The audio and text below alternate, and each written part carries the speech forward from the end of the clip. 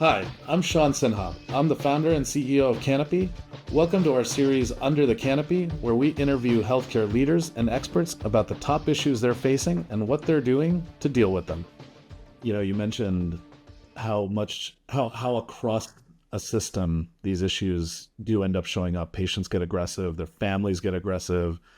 I was surprised to hear that even in OB units and new baby units, you'd run into issues. And one of the things that we found in all of our work is that, the obvious areas in the EDs, behavioral health units, 60% of incidents would happen in those units. So that's, to some degree, it's no surprise, even if sad. But what was more surprising about that was 40% of incidents that we see happen everywhere else across the hospital, which is an amazing thing if you think about it, that it's happening everywhere and it's not restricted to just one part of your health system. So as you kind of thought about the different initiatives, the different steps that you spent time investing in and thinking about, what are some of the approaches? What are some of the things that you would advise to your former peers on things that they should be doing or they need to be doing to really take care of their staffs? As healthcare system in this country come under increasing financial pressure, staffing is expensive, people are expensive, and I've seen in the last couple of years organizations begin to explore other technologies that can augment what they already have in place, right? Is often the most cost-effective way is to not hire 20 more guards, but let's think about some novel technologies that can augment the security staff we have in place. And that's what I've seen organizations begin to explore, and you know this, begin to explore in the last couple of years. I think we're still a little bit in the infancy of that. I think it's still in the beginning stages. I think it will, because it has to, will pick up traction in the years to come. Because the other side of this coin, Sean, that you and I have discussed, in addition to just the moral imperative to keep the workplace safe, I think in this war on talent, as organizations are struggling to fill positions, letting the folks know that you are committed to a safe work environment will be a recruiting advantage, right? If Hospital A says to potential new nurses, let me tell you all the things we do to keep you safe, and Hospital B says, yeah, whatever, Hospital A is going to have a recruiting advantage. So, again, in addition to the moral imperative that it's the right thing to do, I think it will be a business advantage for those organizations who can articulate a comprehensive safety program that includes technological tools. Yeah, we actually see that happening across the organizations that we work with for sure. And, we've talked a lot about this. Our product is a wearable safety solution, essentially a duress button that complements de-escalation procedures and protocols that systems and leaders like you put in place. And one of the things that we've seen as being really impactful to their organizations is that that individuals, when they're joining health systems and figuring out where to work, particularly as they move from one health system to another, they encounter these types of situations now, like you were saying, in a way that they didn't have to in the past.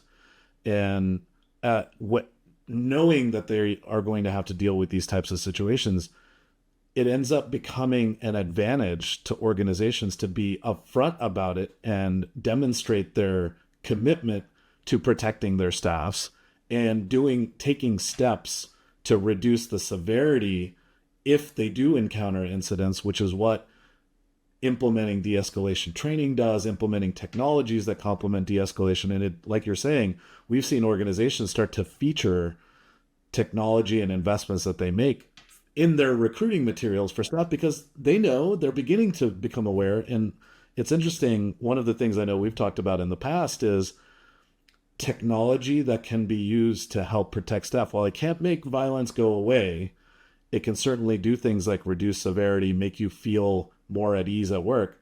Technology like that, I think you and I agree, should essentially become part of the standard PPE that we provide to staff to keep them safe from, pathogens and other types of things that they encounter in systems. You took the words right out of my mouth. That's exactly where I was about to go. During the pandemic, the country learned the acronym PPE, right? Personal Protective Equipment.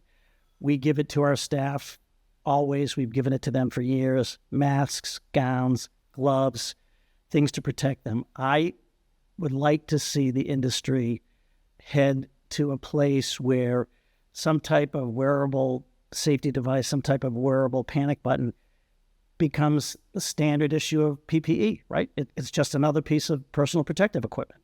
We're not there yet. But I think, we would never look for a return on our investment for the masks and gloves that we provide our staff. It's just a requirement of the job. I think we need to think about this type of technology in the same way.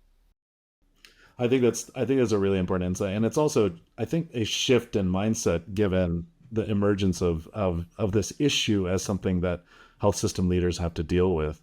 You've been an operator for a long time. I want to kind of get a bit more tactical here for a moment. How would you organize an effort to address workplace safety across your leadership team? Who should be involved? Who are the leaders? What do they need to be focusing on? How do we think about the results of what would make for a set of successful investments and efforts towards addressing and potentially even mitigating some of the workplace violence and workplace safety issues? Yeah, that's a good question.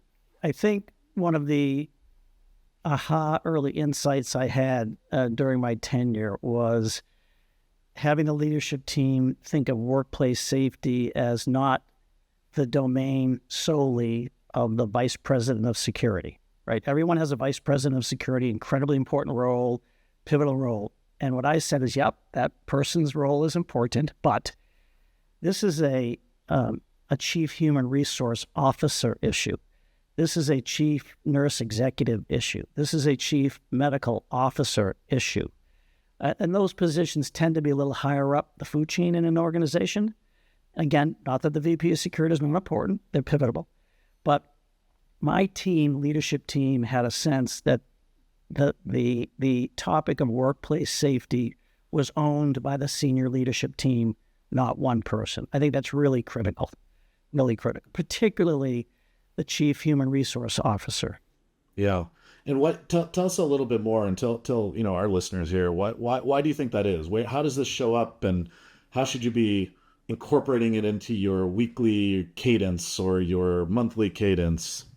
Yeah, again, it's how you talk about it. And I think some places still, take workplace safety and very narrowly define it to the vice president of security. It's bigger than that. I mean, the chief human resource officer is responsible for the well-being of the employees. That's where this needs to live, right? That's where this needs to be articulated down throughout the organization, that this is not solely a how many guards do we have on at night? That's important, right? Somebody needs to respond. But really, you have to kind of bake it into the culture of the organization, that this is a collective responsibility that extends well beyond your security division. I think that's really important. And it's certainly something that we see in the health systems that we work with that end up most successfully addressing these sorts of challenges with their staff. And just, a couple of examples I know that we've seen, you end up hearing staff in organizations where you have complete leadership visibility and prioritization, you end up encountering staff that respond on their either surveys or employee satisfaction questionnaires. They respond with statements like, the investment in our safety, the investment in this technology lets us know that leadership really cares about us. I feel supported by my organization. And I'll give you a real world example. So we do our employee engagement surveys every other year. So I did 5 of them during my tenure. Early in my tenure, at the top of employee engagement priorities was, not surprisingly, comp and benefits, right? What is comp and benefits? towards the end of my towards the end of my tenure, at the end of the pandemic, workplace safety was at the top of the priority list. Holy cow. Wow.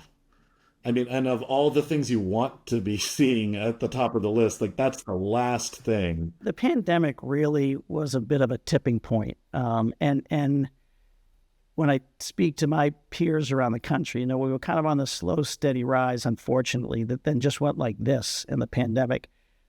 I hear post-pandemic, it's not coming back down. It doesn't seem to be receding. We certainly don't see it either. And I think that sounds right. And it's unfortunate that that's the case. What we do see, though, is that organizations that do invest and tackle these sorts of challenges head on, not only do they get the benefits of staff at least feeling more supportive, feeling less anxiety about showing up to work every day, but leaders ultimately earn more goodwill with their teams when they need to look for different ways of being more adapting to changing conditions and things like that. It just builds a stronger relationship between leadership. There's no question. And again, if I as CEO cannot, to the best of my ability, guarantee your safety when you come to work, that's a failure on me, right? And again, look, it'll never be perfect. But it's always been a priority. It's still a priority, which is why we're having this conversation. And when I speak to my peers around the country, it's still a major, major issue. Well, let me ask one last question. A lot of times these things come down to dollars and cents. One of the things I've heard from a number of your former peers that one of the challenges that they always struggle with is this is a kind of investment and a type of problem that we have to address, but ultimately doesn't contribute to the revenue of the hospital, and we're already having to run super lean and efficiently. How do you think about, and you started to touch on this a bit earlier, but how do you think about, making the case for the kind of investment that's required in addressing your staff safety? Yeah, I mean, as I said, healthcare organizations have never been under the financial pressure that they are today, and that's going to exist for a while, number one. And number two, every extra penny is an extra penny. But as you said earlier, it's a shift in mindset, right? We invest lots and lots of things into our employees, health benefits. To me, this is just another investment in your work staff. And I think it's a bit of a specious argument that you would say, tell me the return on investment. Well, tell me the return on investment of giving health care to your employees. It's just parcel of what we do for our employees.